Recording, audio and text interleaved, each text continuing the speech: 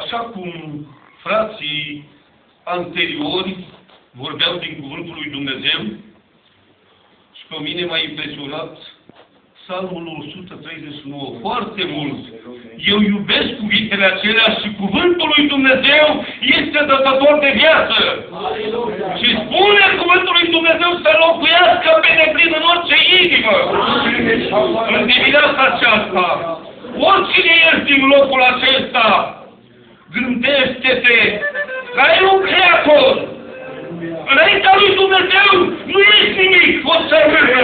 Împreună cu mine, fratele meu și sora mea scumpă.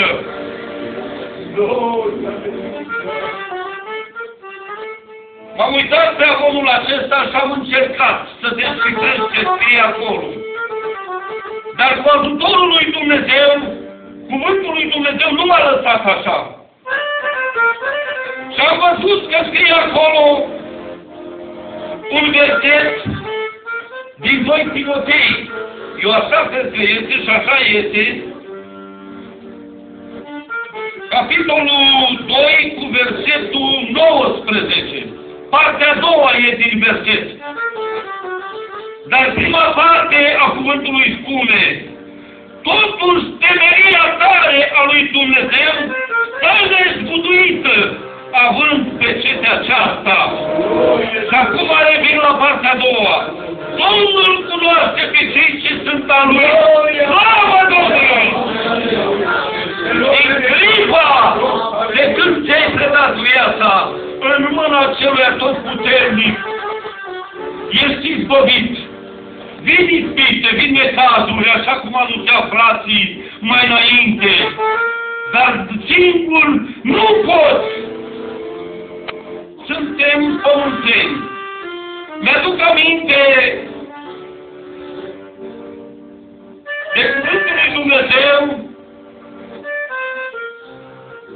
când Dumnezeu a făcut om după chipul și asemănarea sa. Lăudat să fie Dumnezeu. Și atât de mult iubea Dumnezeu pe acest om care l-a făcut și l-a așezat în grădina Ghetismani, în raiul lui Dumnezeu. Și atunci, în fiecare dimineață spune cuvântul că Dumnezeu venea și privea acea făptură minunată. Dacă tu ești ființa lui Dumnezeu, făptură, creatura lui Dumnezeu, făcut după chipul și asemănarea lui, Dumnezeu, când Adam a păcătuit, spune cuvântul lui Dumnezeu, el s-a ascuns.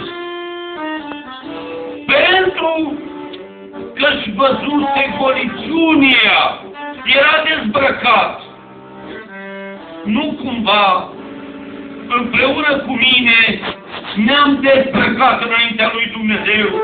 Ne-am dezbrăcat înaintea Creatorului și ne ascunde de faptele noastre.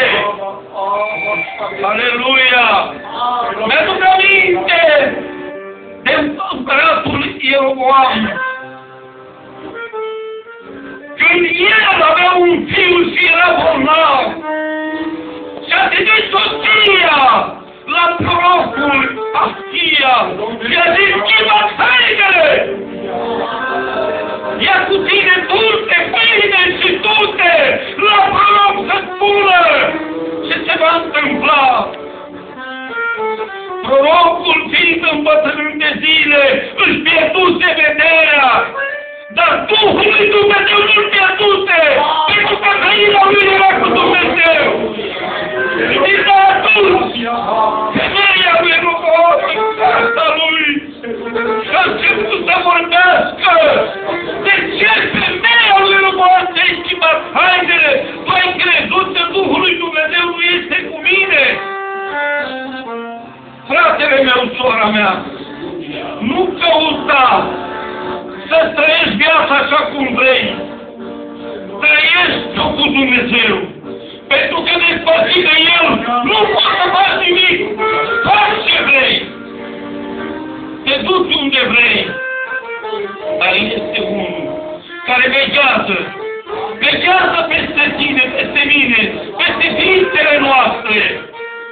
Și dacă noi, cum spunea frații, nu vom sta în revelație cu Dumnezeu, în rugăciune,